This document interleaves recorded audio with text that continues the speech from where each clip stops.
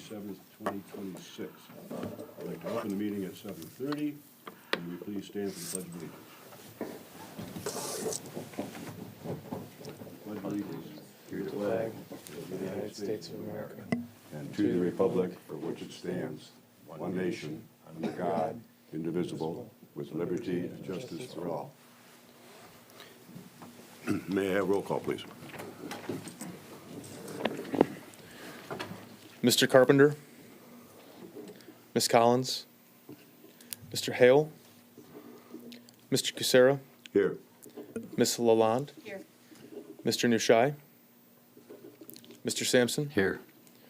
Mr. Shepard, Here. Mr. Solomon. All right. Okay, so- for the people here and for the people at home, we only have 4 people up here, and we have to have 5 people to form a quorum. Normally, there's 9, and we're short 4 tonight.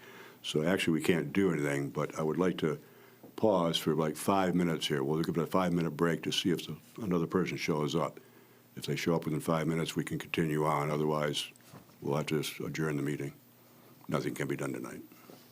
Thank you.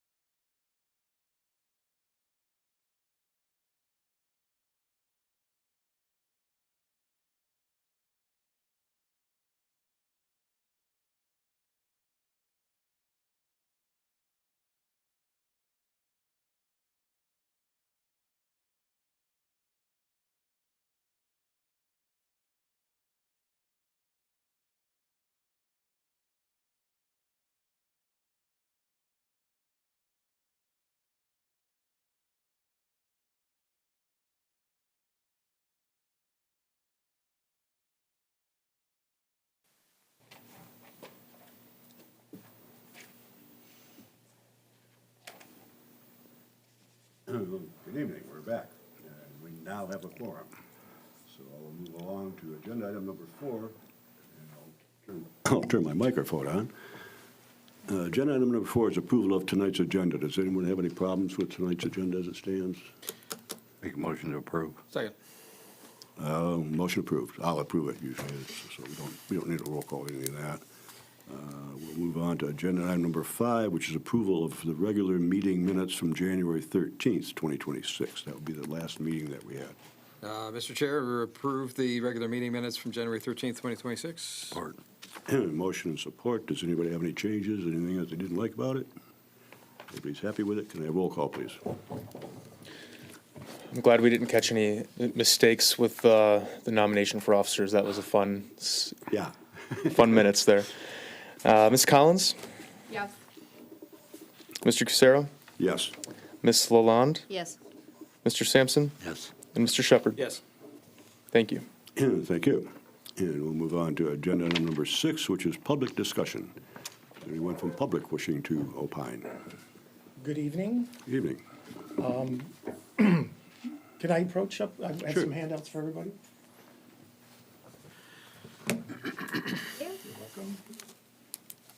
Thank you.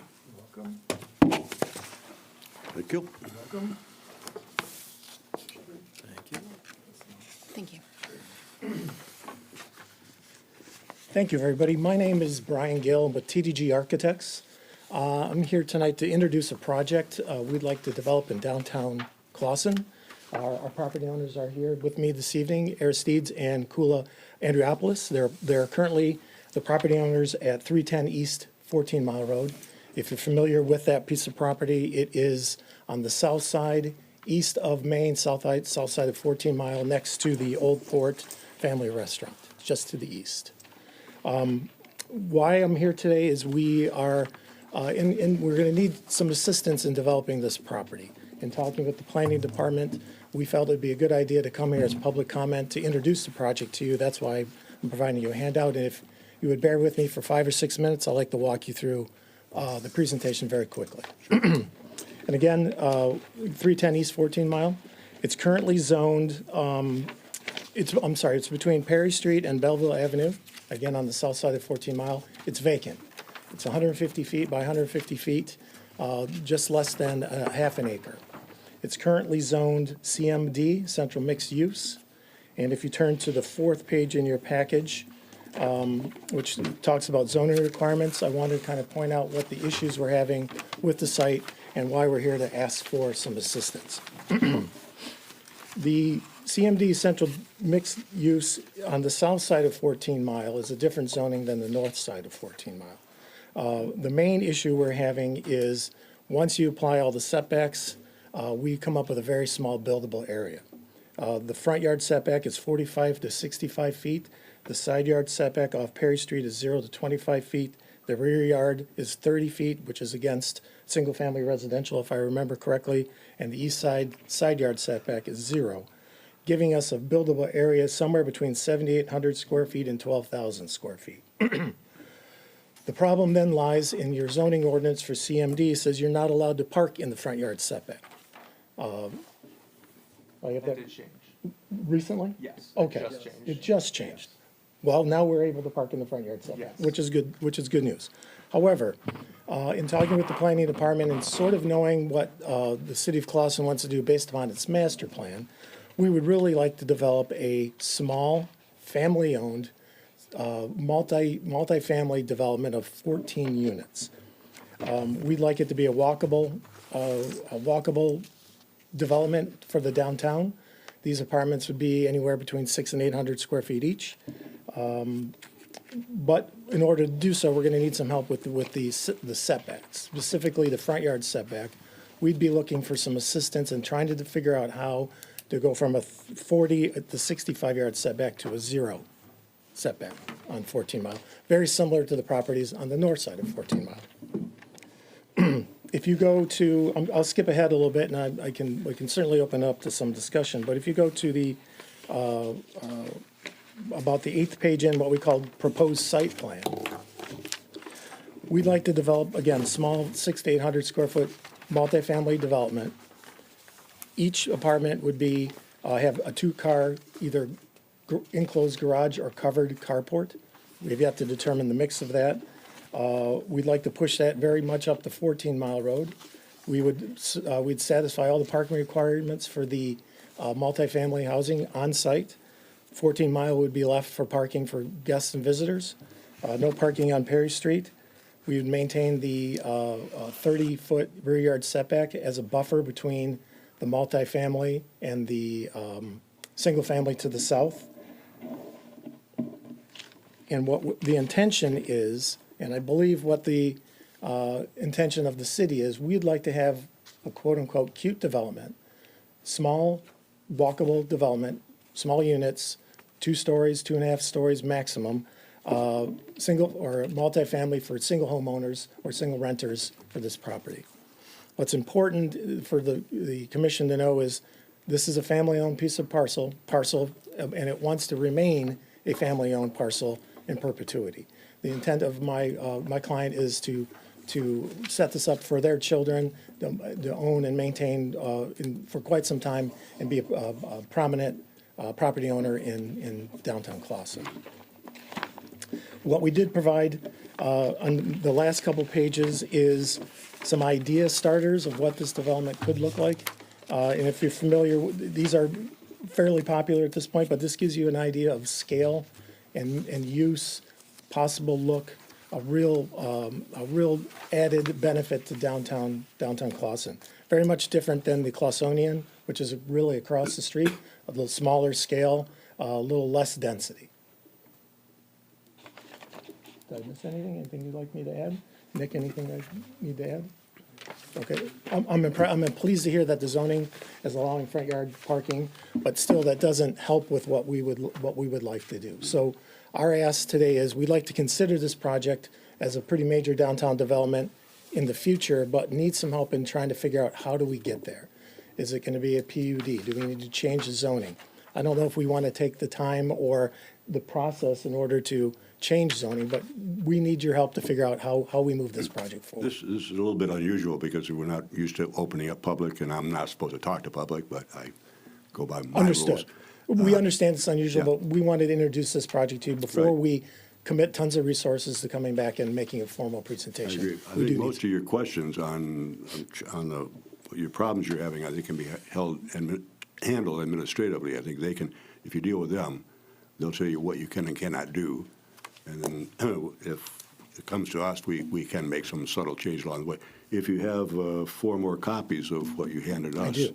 could you leave them here at City Hall for other 4? Because there's 9 members normally here.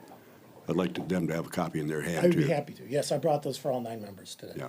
So, Mr. Kucera, the intent of tonight was to invite the property owners and architect for the properties to present this to the planning commission just to get some initial feedback, because Right. it does deviate from what the general standards of the zoning ordinance are, and to get some feedback from the PC on if this is something that they could see as viable. And yes, it's during public comment, and that was intended to open up discussion, and that if there's something that the commission would like to discuss further, they can close public comment and then open it up for a conversation between the board. So that was kind of the intent of this evening, instead of having to just have an application come in.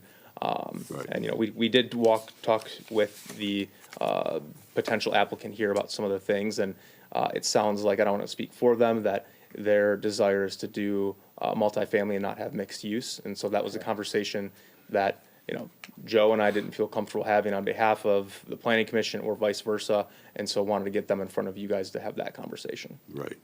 But like I said, you can help them through the paperwork on the legality, what they can and cannot do.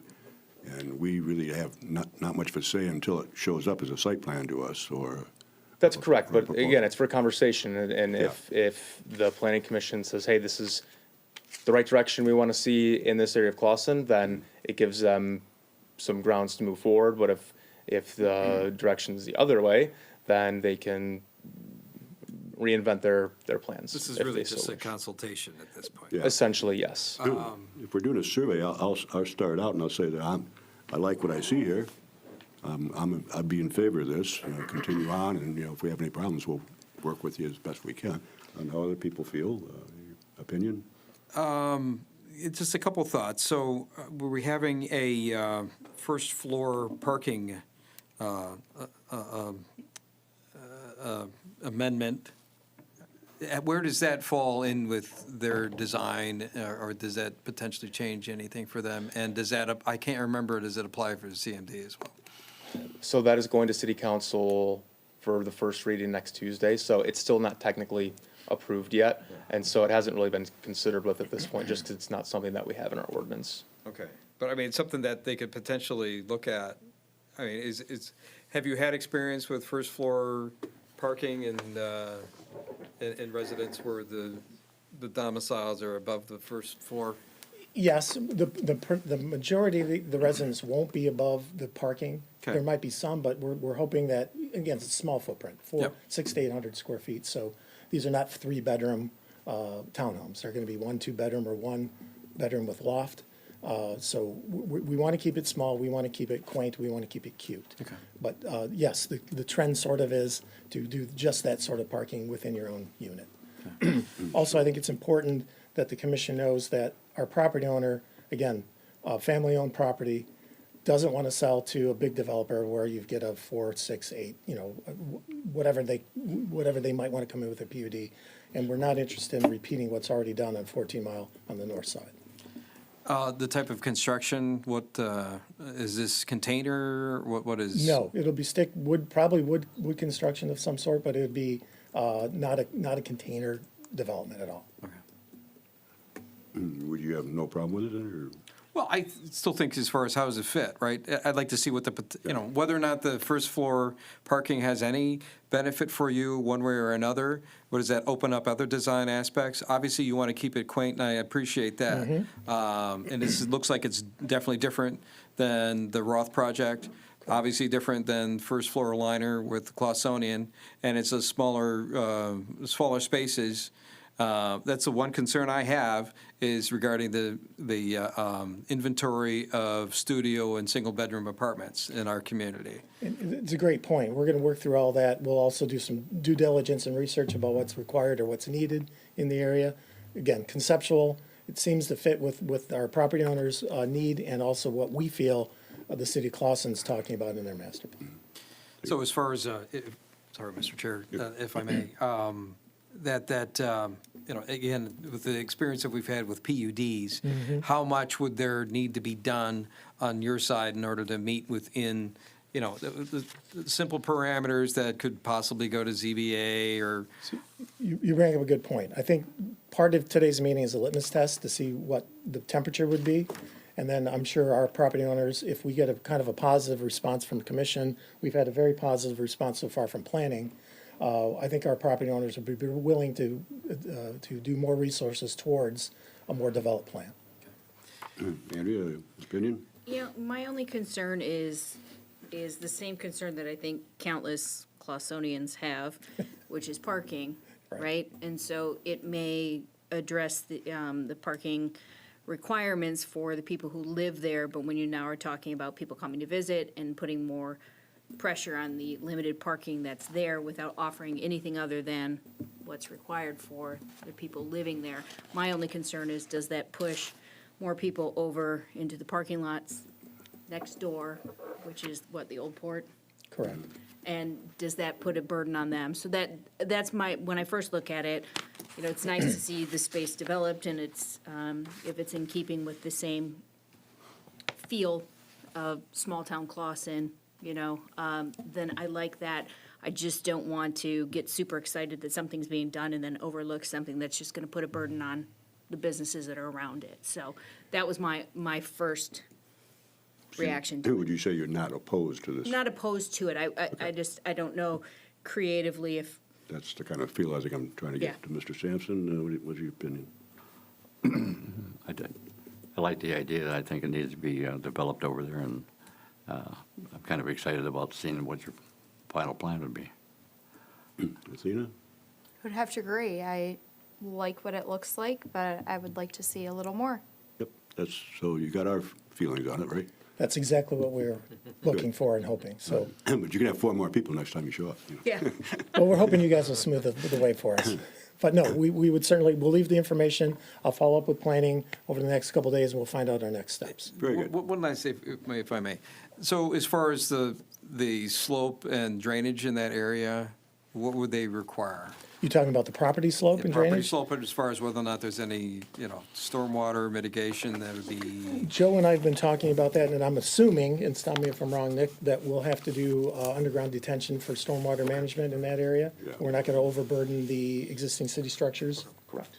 Yeah, so currently that's just a vacant grass property. Any development that goes on there will be required to do stormwater extension. all right. And just a last question for you, Nick, is how long has it been vacant? Huh, that's a good question. Forever. There was a house there at one time, I believe. Oh, yeah. Yeah, and that was taken down a Certainly been some time. few years back. Yeah. Okay. Okay, thank you. I appreciate your time. Thank you very much. Thank you, and welcome to Clausen. And anyone else in public discussion? Extra copies I'll sit over here. Thank you. Thank you all, appreciate it. Well, my comment's not that exciting. I don't have any presentations. Would you like an extra? Sure. I'm up here to, Erin Redmond, up here to comment about an item on your agenda. I did email everyone. I do know it was today, so I know it's busy for you all, but thank you, Mr. Sampson, for responding, not to dig at anyone who didn't. It was 3 hours before the meeting. But I'm up here to speak in regards to the zoning amendment, where you guys are discussing allowing the adult uses and the pawn shops. I'm sure this is going to be a discussion that lasts more than one day, because they always do. But hopefully you can look over my email and really consider, there's many other cities, like I said, Berkeley, Birmingham, at least from what I could find, Madison Heights, Auburn Hills, Farmington Hills, they don't have those in their zoning. I feel like this kind of sends a flag for everyone to come here with their pawn shop or adult store, versus being silent on it.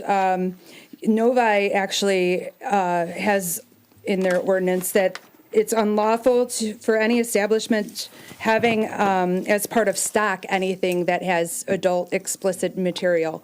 So they go pretty far in that ordinance, and I know we're smaller than Novi and we don't want to be challenged, but if it's something that you guys truly feel needs to be put into the zoning ordinance, it's something that I hope that we can, you can, look at ways, what you want it to look like. Should it be zoned, away from schools, away from different areas, and how many you might include in a certain amount of space, as well as, advertising and all the things that you can actually have maneuvers over, the operation of things. So that was my comment. Again, I did email it to you, and thanks for your time. Thank you. Thank you for your input. Anyone else in public? Seeing none, I will then close public comments, and we'll move on to agenda number 7, which is consideration of scheduling a public hearing on a zoning ordinance amendment for the general use standards. And will Mr. Tangieri walk us through this, I believe?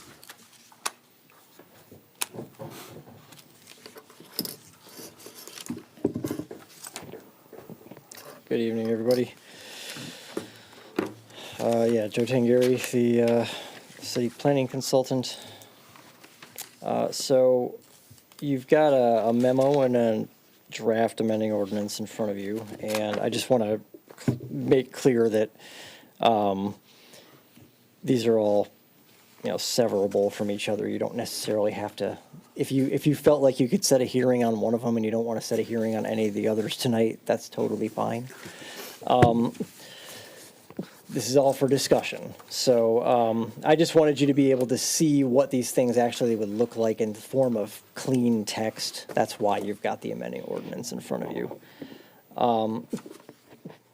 So I have a bunch of things that I've collected into a memo here. And I'm just going to go through them in order, and we can discuss each one and then move on to the next item in the memo. the first item is use separation standards. So the zoning ordinance has several standards that require separation between uses in residential zoning districts. We've discussed this a few times in the past. Not everyone was on the planning commission when we did. But these separation standards apply to uses where most or all activity is taking place inside a building for the most part. And the size of properties in Clawson generally makes them impractical to enforce. So in fact, the Zoning Board of Appeals has in the last several years granted 2 variances from the 200-foot separation standard for automobile repair to permit reoccupancy of existing facilities with new auto repair uses, and also granted a variance from the 100-foot separation standard for veterinary clinics. So we have veterinary clinics have a 100-foot separation standard from abutting residential. Indoor recreation uses have a 100-foot separation standard from abutting residential. And automobile repair garages and undercoating shops have a 200-foot separation standard from residentially or commercially zoned property. We also have a separation standard for kennels, where you have animal runs that are outdoors. That seems like something you'd probably want to preserve because the animal runs can be quite loud. And the idea is that you don't want to have it, right next to a bunch of houses that are going to be listening to dogs barking all day.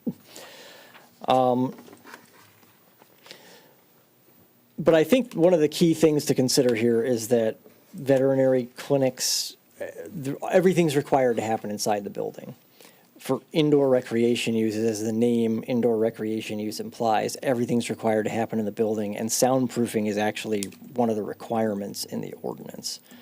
So these separation standards aren't really doing much in terms of protection for neighboring uses. Everything's already happening inside the building, and the one use that could be producing a fair amount of noise requires soundproofing. As for the auto repair garages,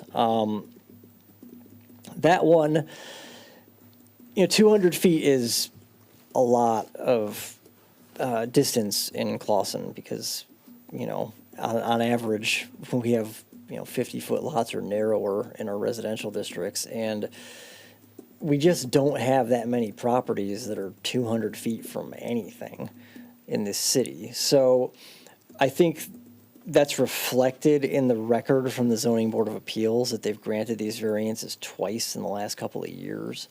And usually when we see that the ZBA has granted a variance more than once in a short time frame, that's typically an indication that we should look at the standard and whether or not it's actually making sense for the area where the standard is applied. So I'm interested in your thoughts on all of that. Maybe we start with veterinary clinics and then just tick through the 3 uses that we're talking about.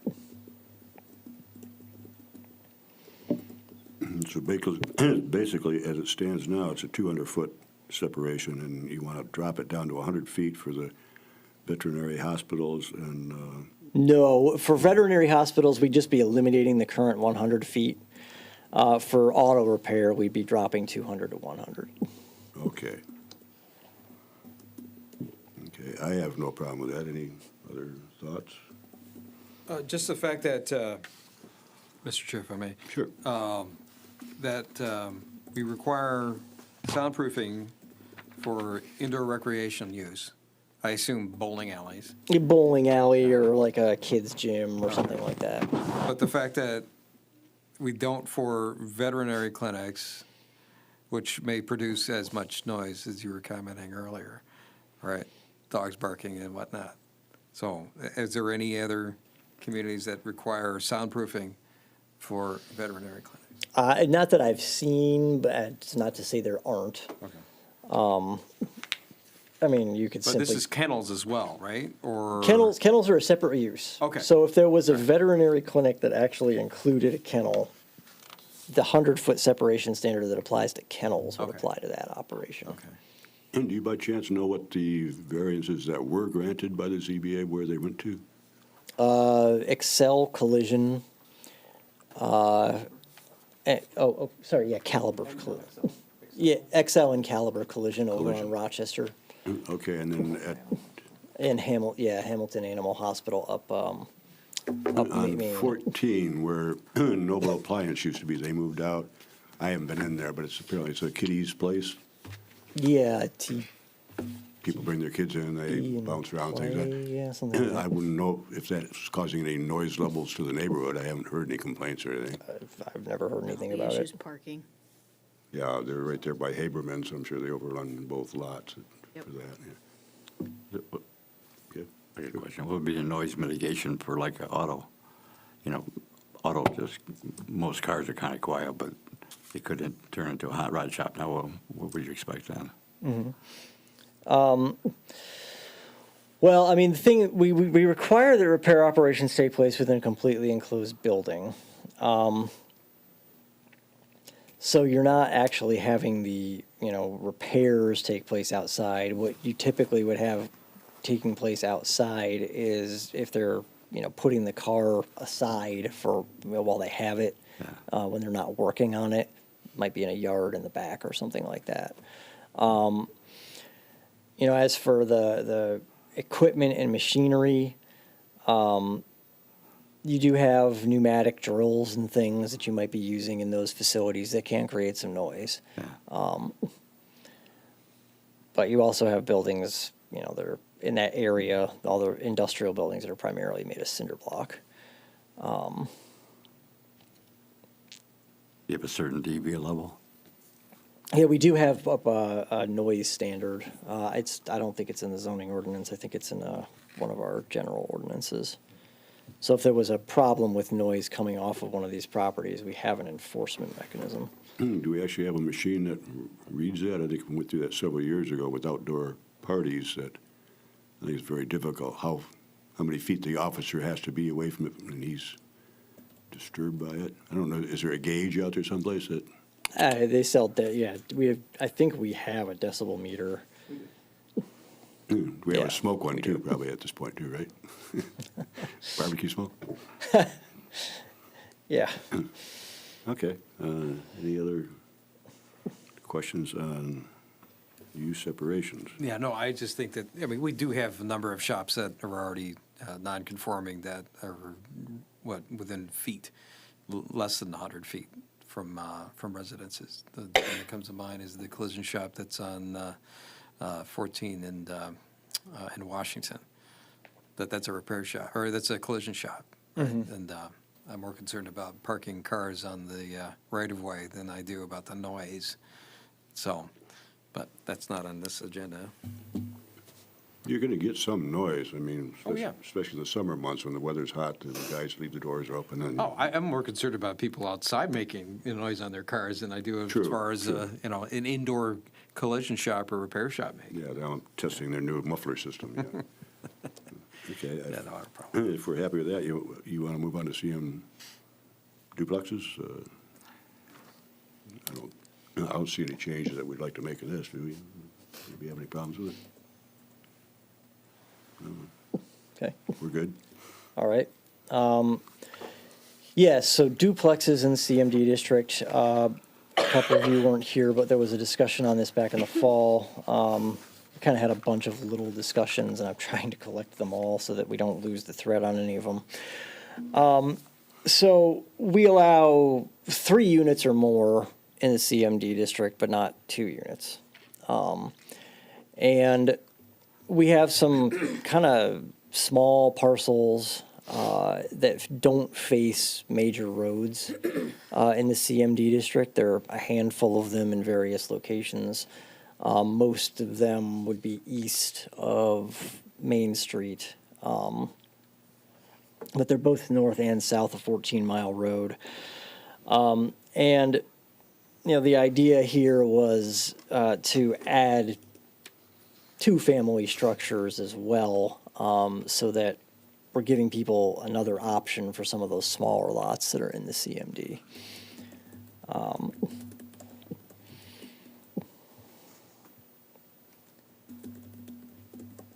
Is there interest from builders to do that?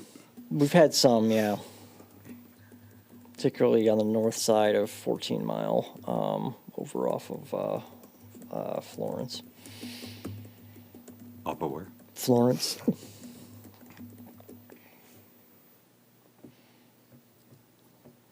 Well, there was supposed to be a condominium development over there.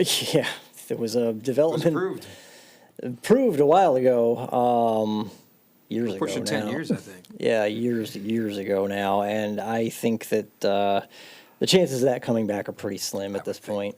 I don't think that's ever going to happen. I don't know exactly what occurred that derailed it, but yeah, it seems to be a dead issue. It was post-recession, pre-COVID, but I Right. guess that space itself, I wouldn't necessarily want to see just a hodgepodge of two duplexes on that property.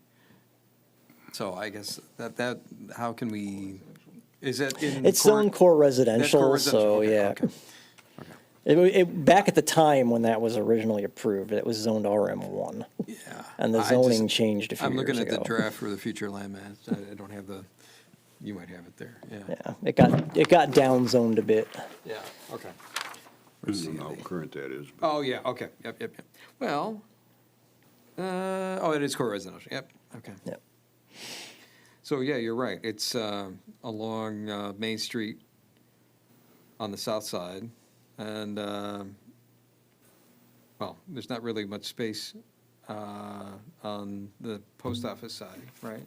Where the high school is. No, there's really not much opportunity there. Yeah. And then there'd basically be the, yeah, on Bowers, and then, yeah, over by Pear, where we're talking right now, right? Mm-hmm. So, okay. Well, Pear property looks like it may, you know, if that's the direction that they want to go, that may, you know, take out that opportunity for those parcels, right? But, so, in the end, for the CMD that's over along Church and Gardner, right, we already have some that are over there, right? Yeah, yep. At least they're multifamily. I don't know if there's any that are 2 units, but yeah, there's multifamily over Okay. there.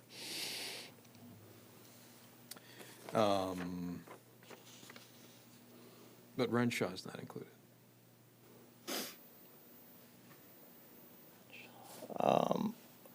The street.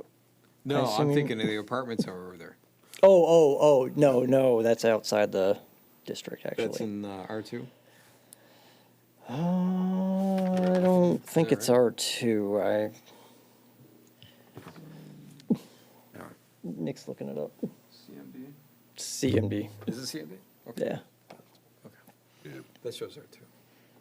yeah, it's not really current. Okay, all right, what is it you're saying? 21. Oh, 20, well, okay, well, anyway, okay.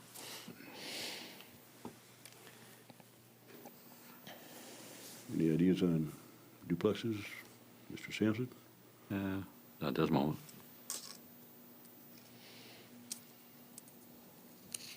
Andrea? They're bigger than single apartments. I just don't want it to get cluttered, you know? That's my concern on that, but, I mean, 2 versus 3 is And not, parking too, right? yes. Yeah. I feel like a parking Nazi, but. No, that's, And the parking is going to actually pretty heavily affect what can be built on any given lot. You know, you've got to be able to put the right number of vehicles on it for the number of units. So a lot of these lots, you know, unless you're able to assemble multiples, you can't really do much with it. and what do we say for parking requirements? Is it the number of rooms? Yeah, it's by the number of rooms if it's multifamily. A duplex would have the same standard as a single-family home, so 2 per unit. Okay. All right, so you're potentially talking about 4 parking spaces required on a duplex lot? Yeah, you have to be able to accommodate 4 vehicles, yeah. Okay, and when we're talking about these parcels, what size are they? They vary on that. They vary somewhat, particularly in depth, but they're all in the neighborhood of 50 feet wide. Okay. And then as far as impervious surface requirements, what do we have over there? In the CMD district, I don't think we capped it in CMD. I think we only capped it in R1 and R2.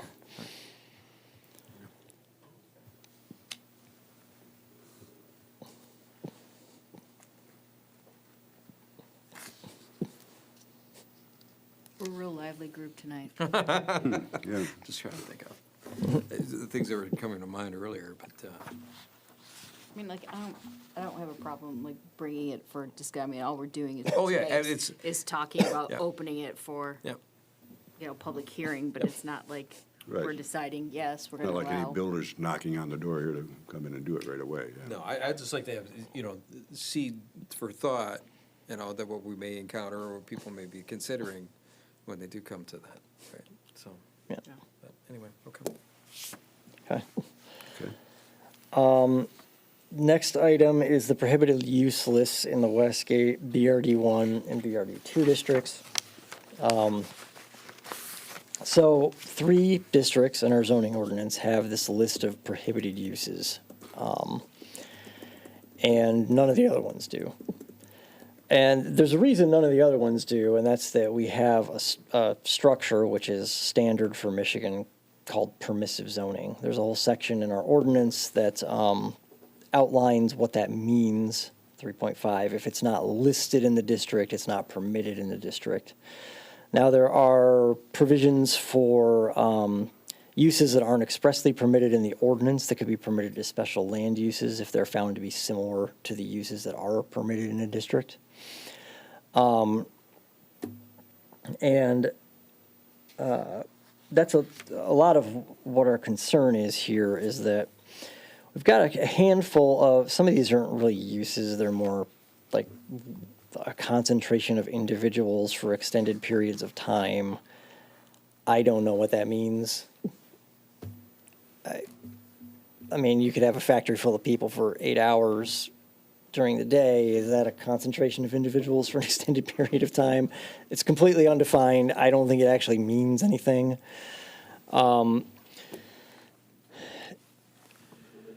So, and the use is contrary to public safety owing to the airport location for BRD2. That's already covered in the other part of the zoning ordinance that talks about what you can't do because the airport's there. So there's some things like that just, I don't really know why it was felt to be necessary to put these things in here when they're already they're not really meaningful or they're already covered somewhere else.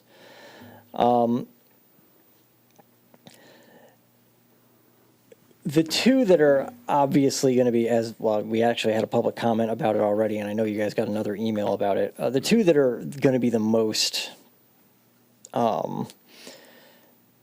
difficult to deal with are pawn shops and sexually oriented businesses. Because these are listed as prohibited uses in BRD1 and Westgate. They're not listed as prohibited uses in BRD2, so does that mean you could do them there? What I worry about is the fact that they're listed as prohibited in these 2 districts, and they're not listed as prohibited anywhere else, but we do permit retail in several other districts, and we do permit other uses that could be analogous to one of these things in our other commercial districts, including our downtown. What would that be? An adult bookstore Okay. is a retail shop. Okay. Oh, I thought you were referring to a pawn shop. Yeah, well, a pawn shop is also a retail shop. Yeah. Well, I was just thinking as far as, okay, go ahead. Yeah, 'cause we don't define pawn shop in our ordinance right now. So But it's, doesn't the mayor have to have some jurisdiction over whether or not they're abiding by whatever state law is for pawn shops? yeah, there are state laws that apply to pawn shops, definitely. But our zoning ordinance, as far as a use is concerned, we don't define it. So as long as they're meeting those state standards, whatever it takes to get a license, Okay. So that's my concern is by saying they're prohibited here and then not saying anything about them anywhere else in the zoning ordinance, we're kind of saying to someone who wants to do one of these uses? Well, It's acceptable. you have essentially a retail use. We allow retail in our city center. We allow retail in the CMD. We allow retail in B1. We allow it in B2. We allow it in B3. Go to one of those places. You can't do it in the Westgate or the BRD1. But it's a legitimate concern for me. I don't think we want these uses in our downtown in particular. So, Can we ban them from the city completely? Or is it no, you can't ban otherwise legal uses from Same as the from your marijuana city. thing that we had. Exactly. The cannabis uses, there's a state law that specifically says you can opt out of them, and that's why we don't necessarily have to permit them here. Okay, but you can't opt out of pawn shops or? You can't opt out of an otherwise legal use unless, and that no state law So has the ever best we said you can do is just can. limit where they can be. Exactly. Can't you put restrictions on, I mean, we've got to have the capacity to some degree to be able to limit some things by requiring certain things that make it far less palatable to be here. Yeah, potentially. If I think the feel on the commission is that nobody wants it here. And, Yeah, I think that's pretty I don't obvious. think anybody wants it here, and there are obviously plenty of other places where it is welcomed. Instead of opening us up to liability by, I don't know, banning in some locations and not permissible here, or whatever, blah, blah, blah. Can't we just layer it so it becomes so unattractive with different guidelines and regulations and whatnot within the legality of it all? Yeah, to a that it becomes degree. too much of a pain that somebody wants to actually bring it here. Yeah. Like, why not go to some place where it is obviously welcomed? Yeah, to a degree, you can do that. What you can't, it has to all, of course, be reasonable standards, and they have to be related to a legitimate government interest. You have to be able to prove that. What I've done here, and this is sort of a stopgap thought because I'm nervous about the way it's structured now. I've put it in the B2 district. We have a single parcel in the entire city that's zoned B2. And it has a functioning business on it right now. So my thought was, well, we could put it there for the moment and figure out what we want to do and get rid of this structure that I think is more dangerous than having it on that one parcel that's zone B2. Do you have can you demonstrate where that is? Can you pop it up? It's right next to Rochester Road, right? North. Yeah, east of Rochester Road, north side of 14 Mile. It is next to that gas station. Just east of the gas station. 14. It's a comic shop right now. Oh, okay. It's the only B2 parcel in the whole city. Isn't there one right actually next to the plaza? There's also a B2 marked over here, but I think that's the wrong. Yeah, I think there's a B1 in that other location. Oh, the B1. Yeah, we've got I remember. That's the DDs, right? Okay. And then also Sinclair, is that right? Maybe, I don't remember. Anyway. But yeah, we have one B2 parcel, and I'm totally open to the idea of adding more standards and things.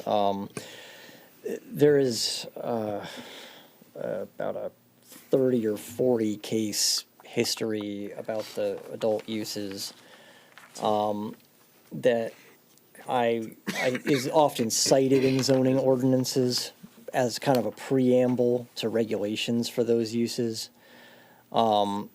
So there's plenty of models to go off of that we know would stand up to scrutiny. It involves putting all that language in your ordinance, of course. But that is something that we could certainly look at. And then for pawn shops, you could do the same. There's plenty of ordinances that have standards for those. But I'm very concerned that the current structure here opens us up to things that we really don't want. Chairman. Great. I don't think anyone wants this, but how do we change it from being allowed? Yeah, well, essentially what I've provided is a structure to corral the risk into the smallest possible land area under our current zoning, which is the B2 district. And that takes all those other districts off the table. So suddenly that whole corridor, 14 Mile, that's got all the B1 zoning, and all up North Main that's got all the B3, and our whole city center is off the table because we've listed it somewhere and it's not there. And then we can come up with standards for those uses, certainly. But I don't want to have this structure in place for much longer, because I don't think it's really viable long-term. Mr. Chair? Sure.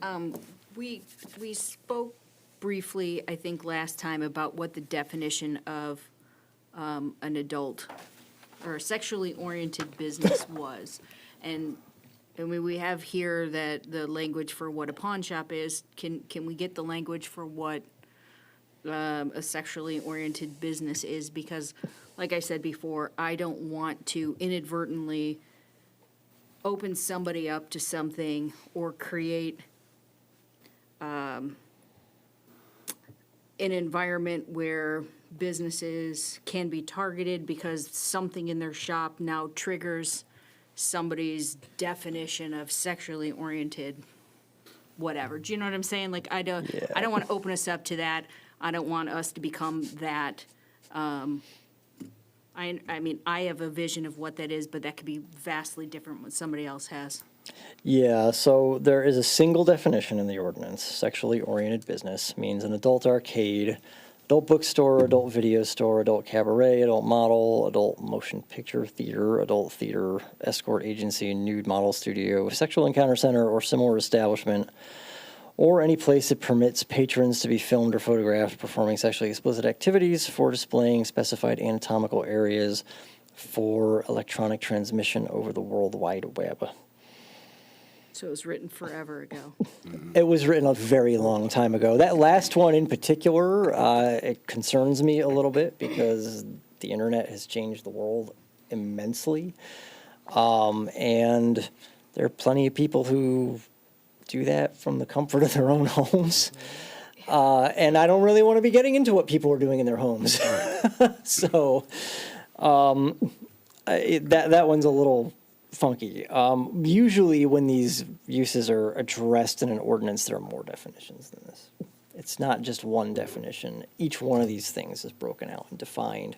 And those definitions have been honed over a long period of time. I can provide you with the language that I've seen in a lot of other ordinances. And let you kind of check that out and see how you feel about it. Yeah, this is not a definition I think we should move forward with We had a long-term. business in town years ago. It's Brown bag. Brown bag. Brown Bag, yeah, it's where Mojave is today.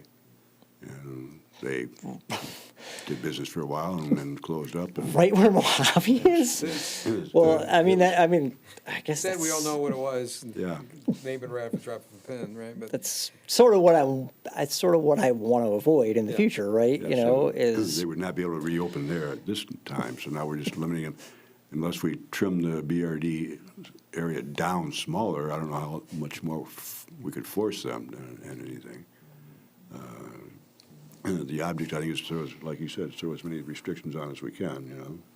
Just be as hard as we can, but like you said, as far as businesses, there may be LLCs in people's homes that, guess what? That's what they're doing.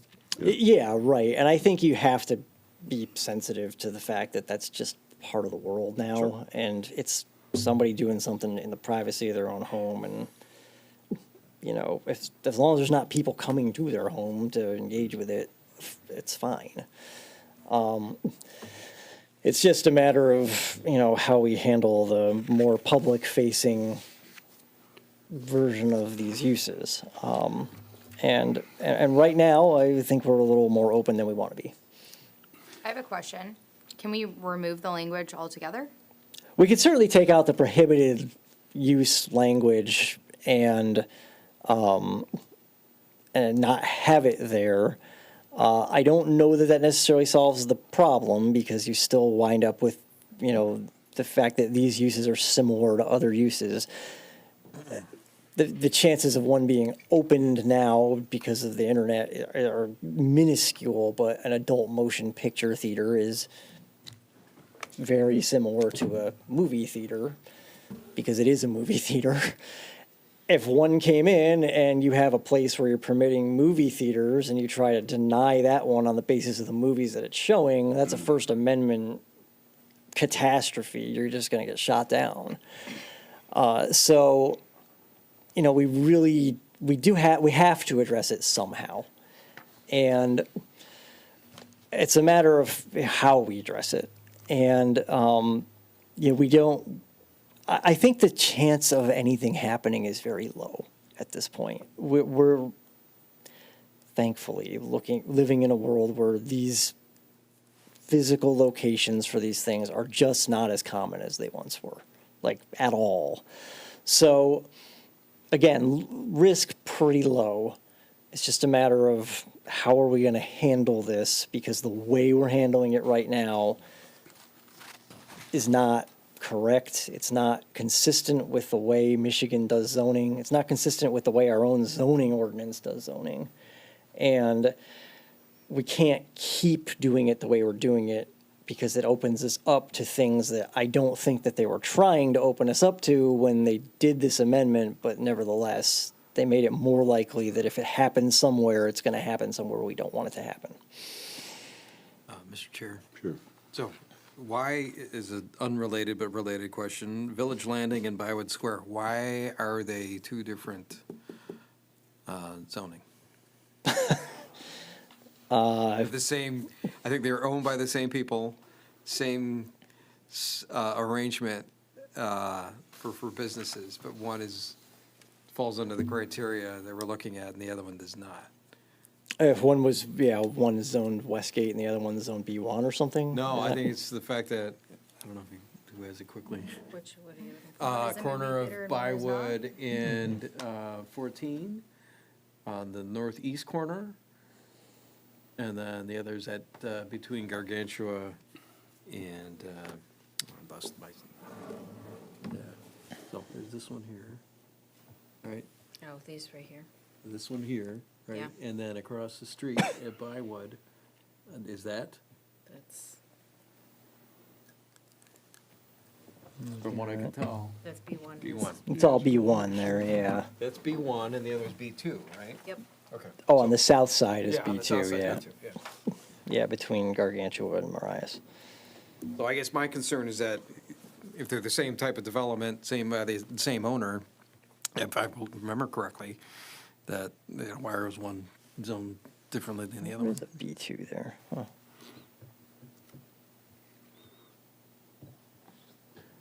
That would be a great point for the next agenda item. Perfect, excellent. Put a pin in that one. I feel like this is, I don't want to call it a hot topic, but it is hot topic. We've had community engagement on it. We don't have a full commission here today.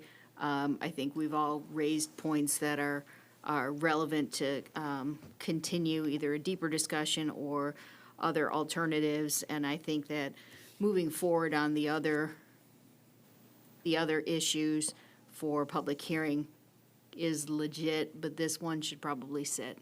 That's fine. At least, having a fuller board for the discussion, I think makes a lot of sense. And in the meantime, I can provide you some other language surrounding these other uses that we're talking about. Thank you. And then we can move on to the other cleanup item here, and this one's pretty simple. We have this section 447 cellular telephone towers. For one thing, it talks about the I-2 district, which isn't even on our map. But secondly, this is completely redundant to section 431, which covers this topic in great detail. So there's really no reason to have section 447 in the zoning ordinance. So I'm just recommending we remove section 447.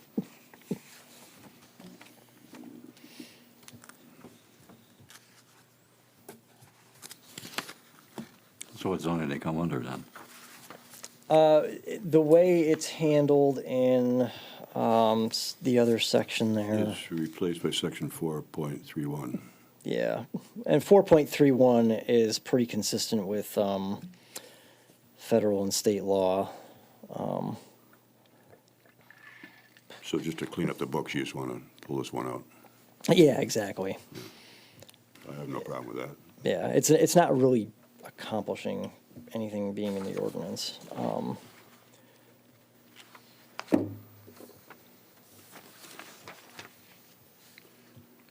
Would all these requirements be put in the other? All these requirements show up in the other? Yeah, they do. So what would a cellular tower, or cellular company use to design theirs? Well, they would have to meet the standards of 431, of section 431.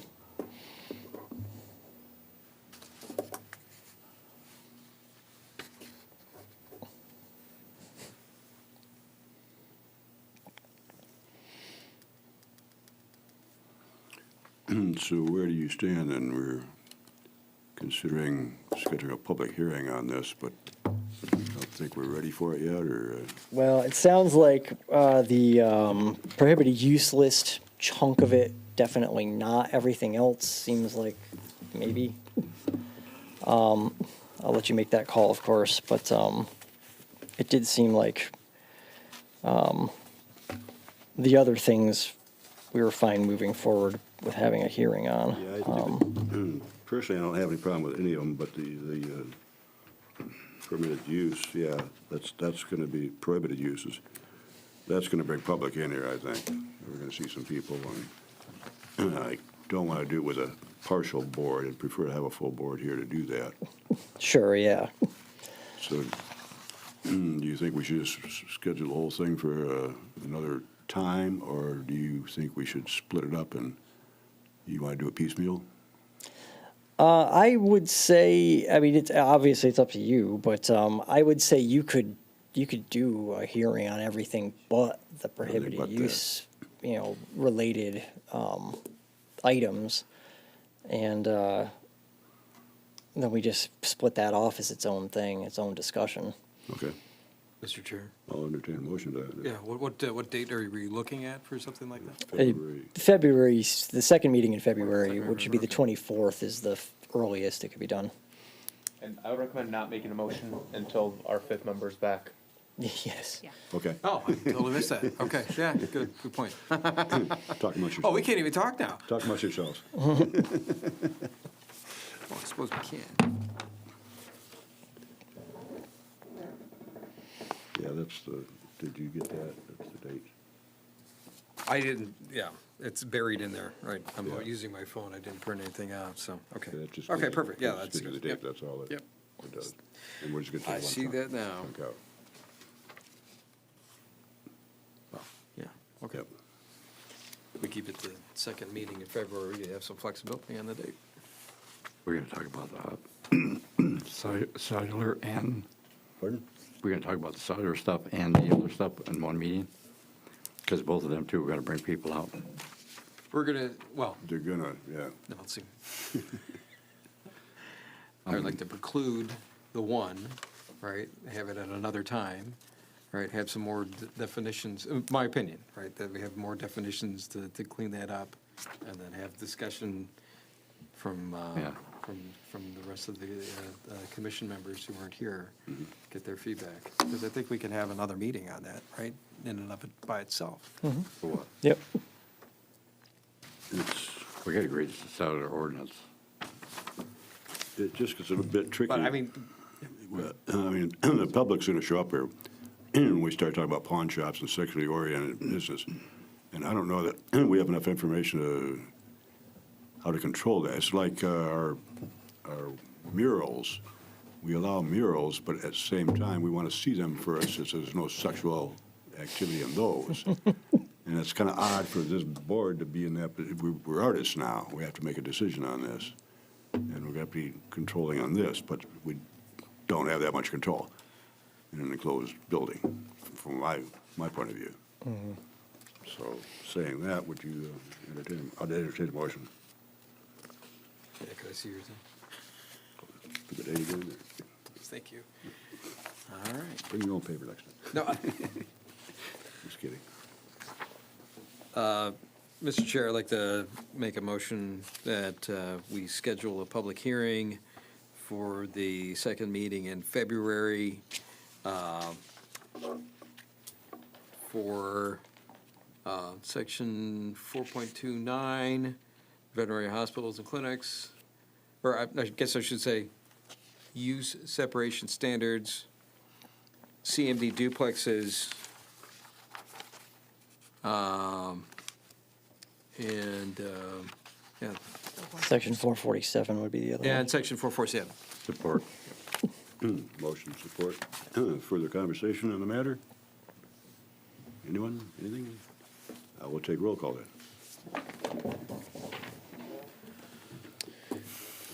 Mr. Kucera, Yes. Ms. Lalonde, Yes. Mr. Sampson, Yes. Mr. Shepard, Yes. and Ms. Collins. Yes. Thank you. Thank you. I'll pare down that amending ordinance to just those items, and those will be the ones we'll talk about at the hearing. The other item, I'll give you more information. Great. And we should probably get an attorney letter. Great, thank you. Agenda item number 8 is the master plan review and implementation. So I'm gonna give you guys whatever latitude you want to take to get as deep into this as you want to with a 5-member board tonight. I mean, I know, we're missing 4 people, so we actually added it to our bylaws to do annual master plan review, because it's kind of too easy to skip it if you aren't forcing yourself to do it. We have pretty fresh master plan and a pretty fresh downtown master plan as well, both adopted last year. And what I've done in these in this memo here is I've pulled out all the action items that we had in those plans. The sustainability plan, I've pared it down to just the actions that involve zoning, because that's what this body deals with. There's plenty of other action items in there that don't involve zoning. I just didn't put them in this memo, basically to keep the clutter down as much as I could. The red ones are the ones that were ranked by residents who took a survey as the most pressing. The green were the medium priority and blue was low priority. Black items weren't explicitly prioritized by survey takers, but they are in the action items tables. And I'm just going to give an overview before we get into details on any of these. We do have a section in the master plan on parking. And what it really calls for is for us to start studying parking at some point and determine, as to the best of our ability, of course, where we're permitting too much, or where we're requiring too much, where we're not requiring enough, et cetera.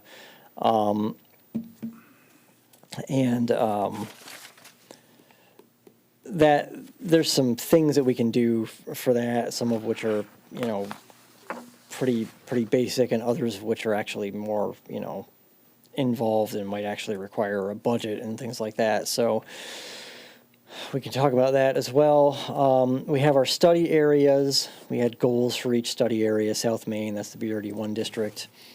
Crooks and Maple Road, that's the BRD 2 district. North Main, which is a bunch of districts. And 14 Mile Road, west of Maine, where we have a kind of hodgepodge of districts through there. So those are kind of the broad topics.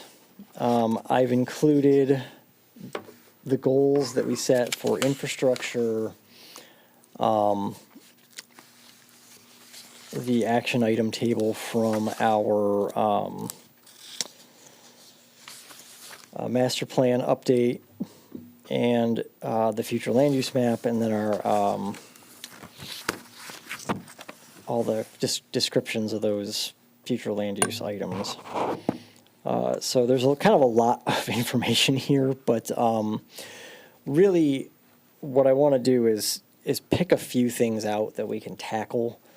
And it's hard to set a timeline on these things because you're in discussion and you don't quite know how long the discussion is going to go on any given item.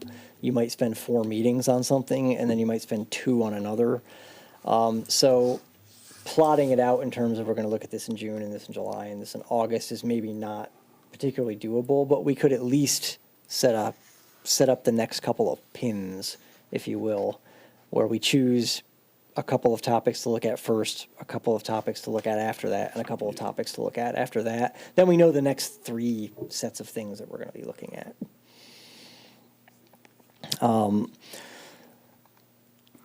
So, I mean, I would recommend looking at the red items under sustainability.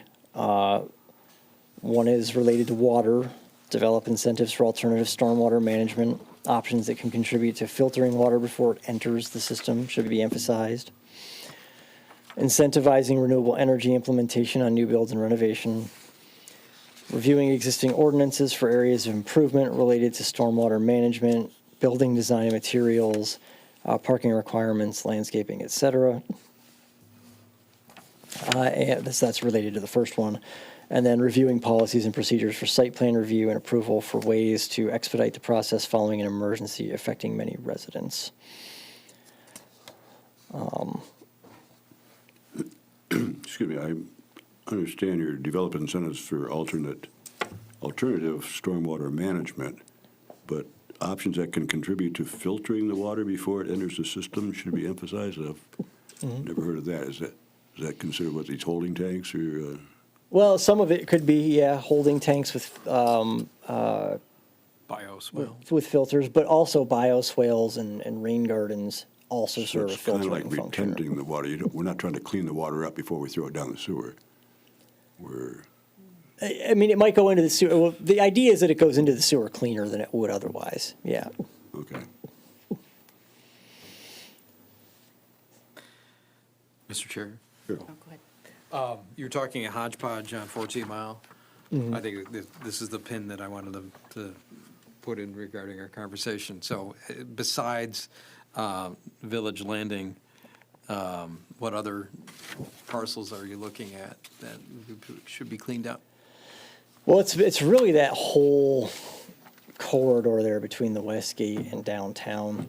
It was identified in the previous master plan, and they kind of put one future land use category over it. Yeah. And said it's like a mixed use Yeah. district, which it's a developed area and it's got a lot of different characters through there. So kind of one blanket thing may not work particularly well. Yeah.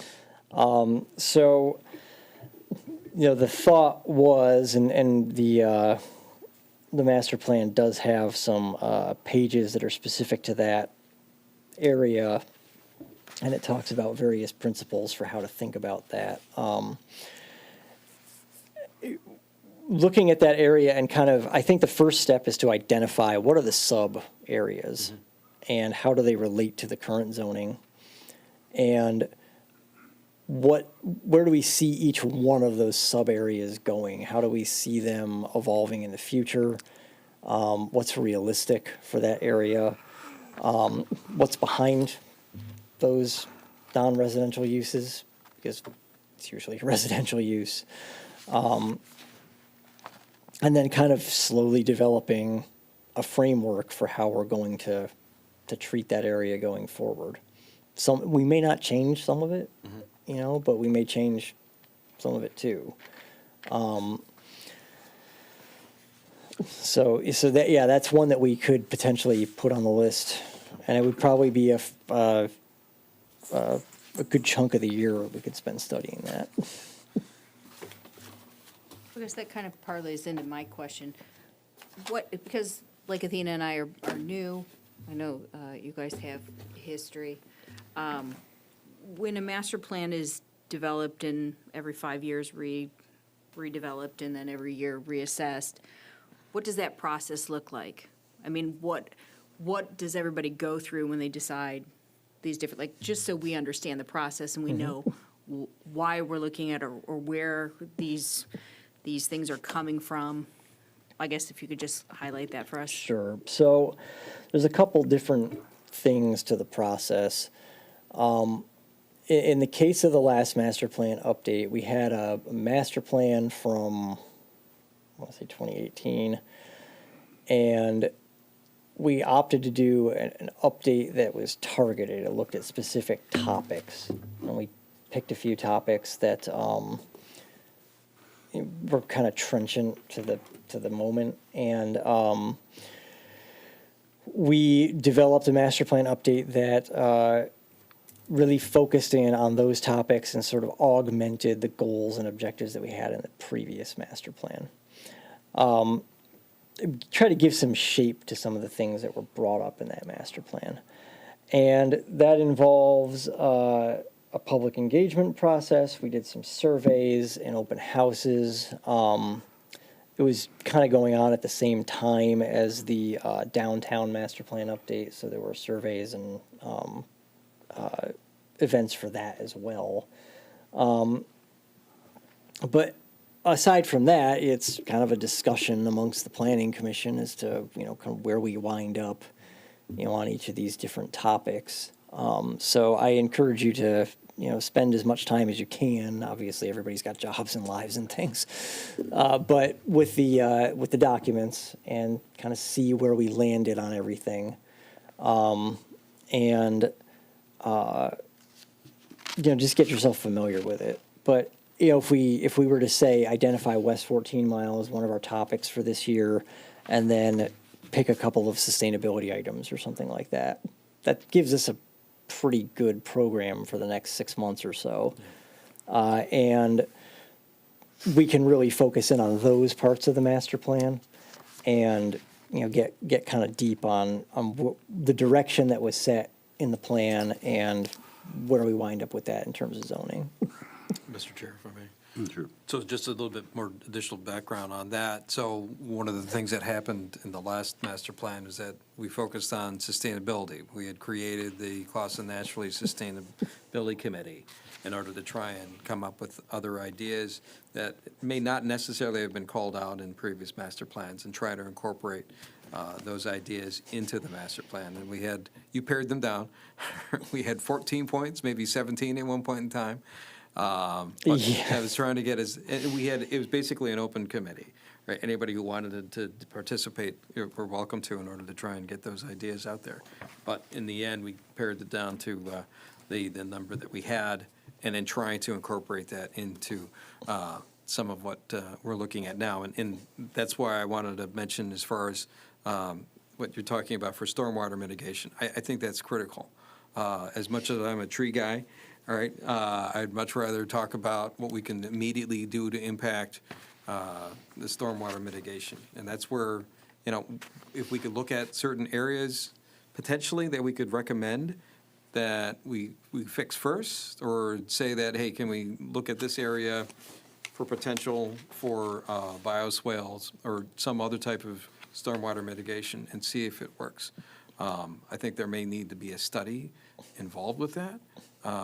Because let's say the intersection that comes to mind is Bywood and Broadacre, as I may have mentioned earlier, that it's notorious for just having flooding problems on top of flooding problems.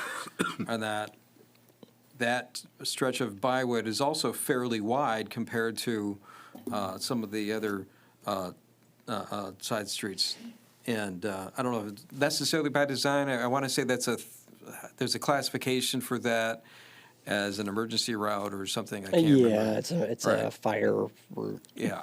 So that needs to be considered, but at the same time, if that ends up being something that we want to focus on first, I think if it does end up being something that's successful, then potentially looking at, because I don't want to say, okay, we're going to pick out 18 places we're going to do this, and it only works in 2, right? Sure. So, yeah. I mean, that's kind of what I'd like to try and focus on and recommend. Now, as far as not necessarily limiting it to bioswales, maybe there's something else that we could look at for stormwater mitigation as part of some of the zoning that we're looking at for the master plan. Mr. Chairman, Sorry. did the master plan have goals and objectives? It does, yes. Well, how about we go through all the goals and objectives and see how we did on them? That would be probably the first way to start this, and then we could break it up a little bit easier. Instead of, I can hear us jumping around on what we all know, but let's go through, this is what we hoped to achieve, and we never achieved it, or did we achieved it?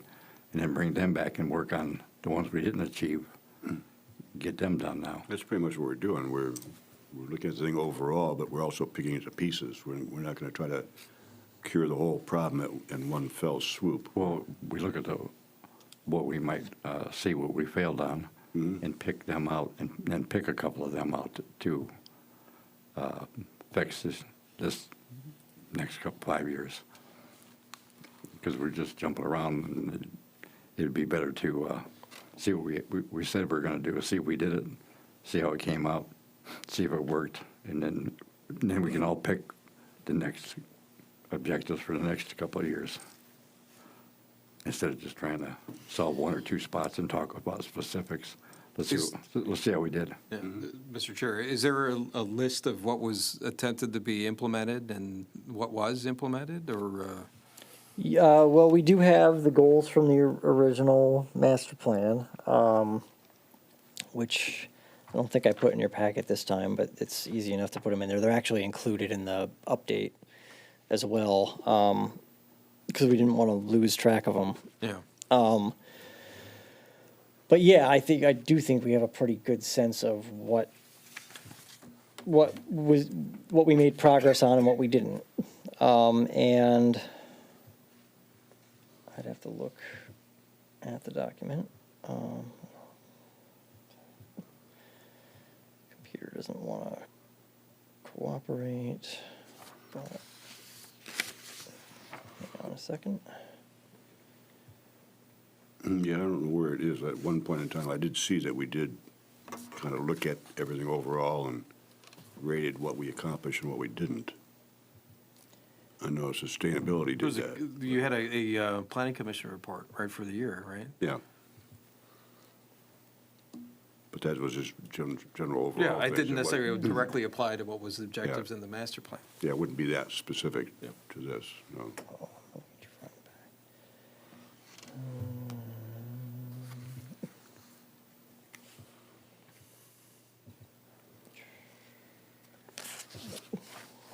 Well, in light of that, I'd still like to see, these couple of items be added to that for objective for this year. If there was, if we were able to complete everything that we had as an objective from the last goals setting. In 5 years, some of that stuff that was real important might not even be important at all. Yeah, exactly. And some of that stuff that wasn't important may be the number one hitter this week. So it'd be the best way to do it is review what we had. Yeah.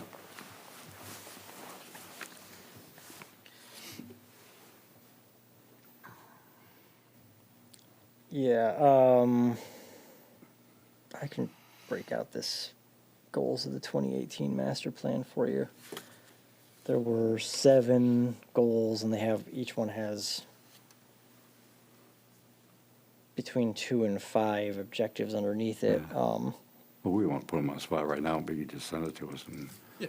Yeah, it was graphed out before. I've seen that. Yeah. Feels like that would have been addressed when they redid the master plan, though. Yeah, we Yeah. did. We I feel like did this is talk a about it redundancy. extensively at the time, but we can certainly share these with you, and I think you'll have a pretty good sense of what happened and what didn't. But yes, it was discussed pretty extensively. Yeah, if you could send that to all of us, so we'd have a copy of that. Yeah.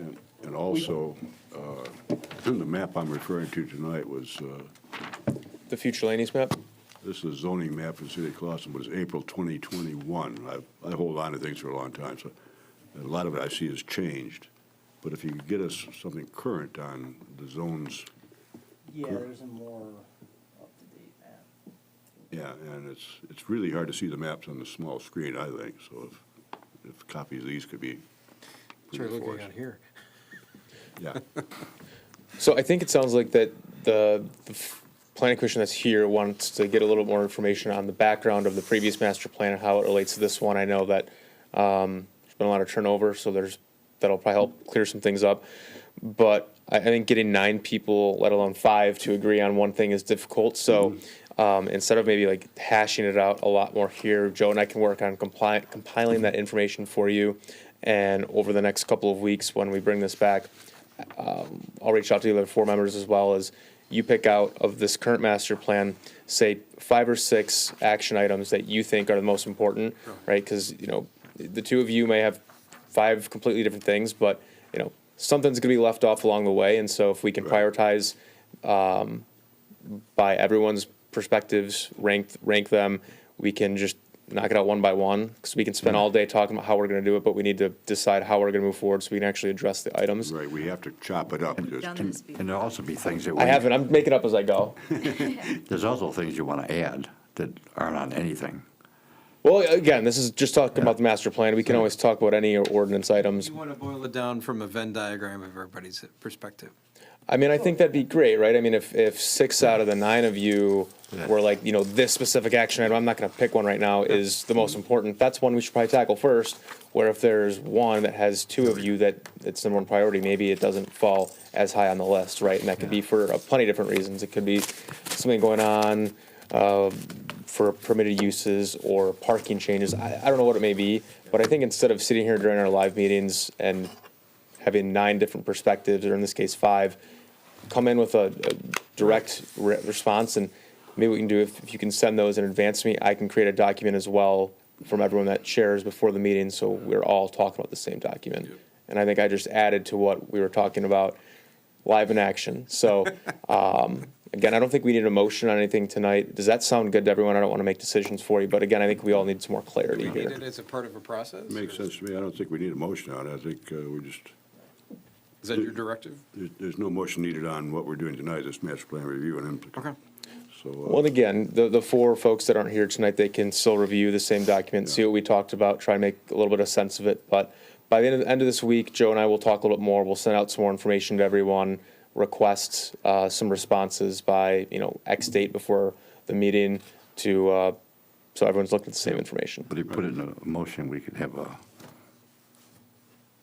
an area that they're focusing on with a date and all that, so he doesn't jump around. But this is what we want, like a review. I think they understand what we want out I of it. know they understand that, but if you have it in writing that they want it reviewed, and then, what we did good, what we did bad.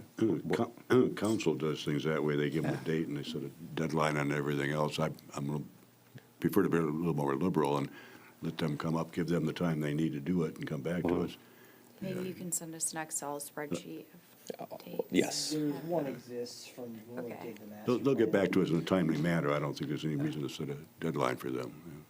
Yeah, again, I mean, ideally, we'll have something to you before the next meeting. Yeah. Again, there's 2 site plans, jumping the gun a little bit, scheduled for the February 11th, but I think this is a 3rd agenda item we could have.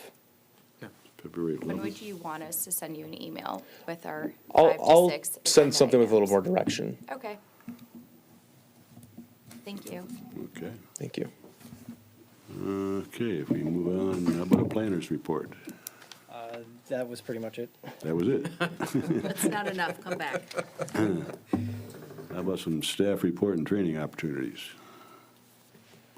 I am not a liar this time. You had an actual staff report, sort of, in the packet. So figured kind of maintain some type of qualitative response, not a ton changes in that day-to-day, but that's where we'll have just general updates on training opportunities, et cetera.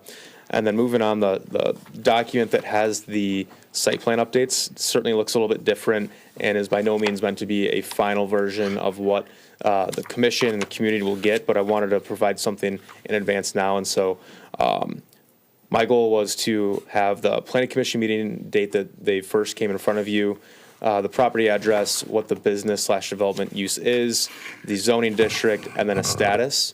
So the long-term goal for this is to I'm not sure if anyone's familiar with Google Sheets or Microsoft OneDrive to have a live document on our website that people can access in a view-only capacity, so our team can make live updates. And so, of course, this will be presented to the Planning Commission every 2 weeks, but it'll be a living, breathing document that we're updating that anyone in the community can look at any time of the day.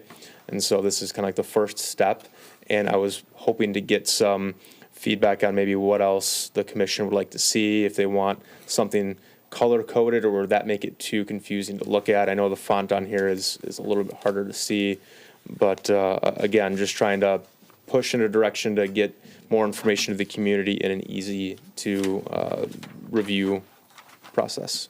The color, I don't think would make much difference one way or the other, but if you could get the point size up from 5 point to maybe 8. I know, I think looking at this on my computer made me realize I need to get my eyes checked. Maybe somehow we can slash these in half or something, and make it much longer, but, much more depth, but not Size D drawing width. would be nice. But I like, yeah, Color for the status would be Helpful. helpful with a key. Okay.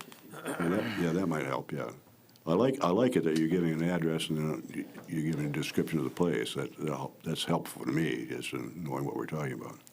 And so I don't know if anyone looked at this on their computer and or anything like that. So also some of the recent applications, I linked the date of the meeting, and then if you click that, it takes you to the agenda where the Planning Commission reviewed that. And so what I'd like to do is have that linked to the packet so people can easily get to applications instead of having to go and search through minutes on demand. I know that can be very taxing on people. So again, just trying to make everything very simple to find and locate.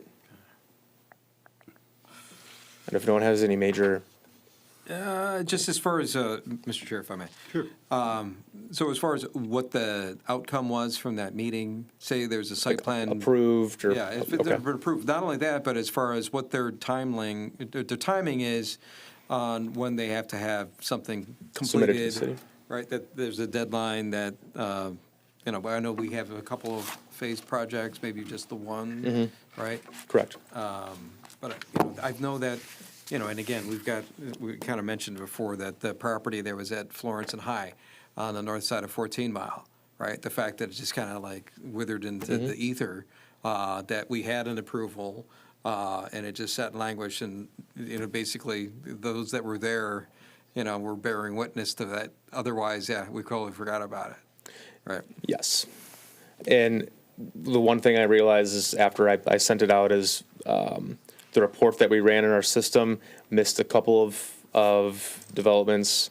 In 220 South Main, for example, didn't make the cut. And so obviously there's some progress that needs to be made in this, but I think this provides more information and a little bit easier to look at. So Is that Florence an active permit? Or is it Florence and High expired? Street that Mr. Shepherd's referencing? No. Their site plan expired. Yeah. And it expired 6 years ago. I mean, least. they It's gotta be expired 1 year 10, after 15 approval if years ago. nothing's been done on And it. that's my point, right? How long do they have before the expiration date from approval, so that we know that, okay, what's happened? So right? if they're actively working on building permits, working through that process, we'll give some leniency, but if we don't hear anything from them, it expires a year after the approval. Okay. Yeah. Yeah. Okay. Anything else for Nick? Thank you. Thank you. No legal update tonight because we have no lawyer. Mr. Chairman, And before we adjourn, the only comment I would like to make is that we were short 4 people tonight, but I'm very happy that the 4 people did check in with Nick and I to let us know that they weren't coming. We're kind of holding our breath on the last one there, but if you can't make it, I understand people have business going on. Please let us know in advance. We need a sports engine RSVP. And unless somebody has any comments about something else they want to talk about, I'll entertain a motion to adjourn. motion to adjourn. Support. Motion and support. Roll call, please. Ms. Lalonde? Yes. Mr. Sampson? Yes. Mr. Shepherd? Yes. Ms. Collins? Yes. And Mr. Cusero? Yes. Thank you. Thank you all. Tab, it's like, Jesus Christ,